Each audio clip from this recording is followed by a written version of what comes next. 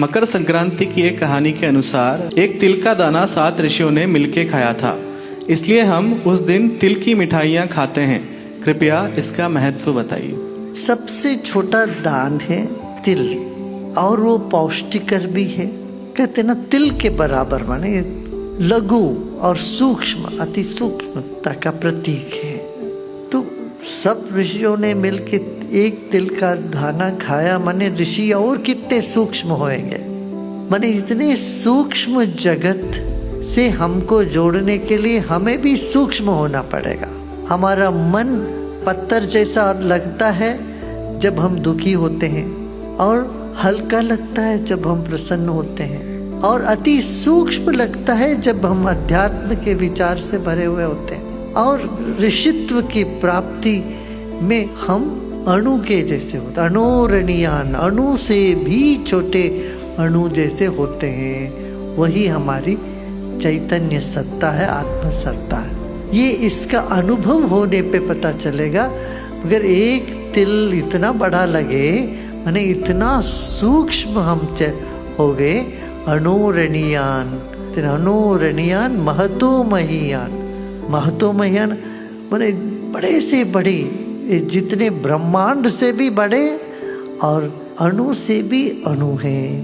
इतना हमारा विस्तार है, हमारा स्वरूप है, ये बताने के लिए कहा गया। इतना सूक्ष्म हम हो जाते हैं तब हमको ब्रह्मांड के साथ, जैसे एक तरंग है, एक तरंग अनंत अखंड ये जो विश्व में व्याप्त है, फिर भी अति सूक्ष्म है, इस बात को दर्शाता है। ऐसे ऋषित्व और से भी सूक्ष्म है। हमारी कल्पना तो ऋषि मन इतने बड़े होंगे, ऐसे होंगे, झटाधारी होंगे, ये सोचते हैं। नहीं, चेतना इतना सूक्ष्म हो जाए, इतना सूक्ष्म हो जाए, वो ऋषित्व है। तो ऐसे 7 ऋषियों के लिए पर्याप्त आहार हो जाए एक तिल का दाना, माने देखो कितने सूक्ष्म होंगे। जैसे एक चींटी के लिए एक चावल का दाना बहुत होता है, एक दिन नहीं 4-5 दिन में खाता है। तो ऐसे सूक्ष्मत्व का प्रतीक है तिल। वैसे लोग लेते नहीं है, क्योंकि ये शनि देव का प्रतीक है, और तिल का ही तर्पण देते हैं। तो फिर दान में श्रेष्ठ दान भी माना गया है तिल का दान। माने बड़ी बड़ी चीज देने से सूक्ष्मता, माने इतना भाव से जुड़ जाओ सबसे, ये है इसका मतलब, प्रेम से जुड़ जाना। अच्छा, फिर वो सिर्फ तिल कोई नहीं लेते, गुड़ के साथ सब ले लेते हैं। मधुरता, इसलिए तिल और गुड़ साथ में देते लोग। सिर्फ सूक्ष्म होना काफी नहीं है, साथ में मधुर भी होना चाहिए।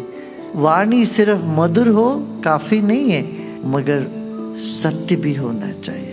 जितना सूक्ष्म जाते उतना सच्चाई है, सच्चाई का प्रतीक है वो, जो बदलता नहीं है, अपरिवर्तनशील है, वो सूक्ष्म ही है। तिल से तेल बनता है, और तेल से सब होता है हमारा। सिर में लगाने से लेके खाने तक सब कुछ तेल के बिना चलता नहीं है। जैसे गौ माता का पूजा करते, गोधन सबसे बड़ा धन माना जाता है, ऐसे तिल का भी इतना ही महत्व दिया गया है।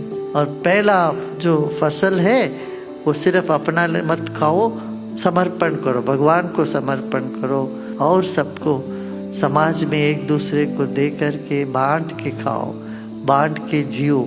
ये संदेश है मकर संक्रांति।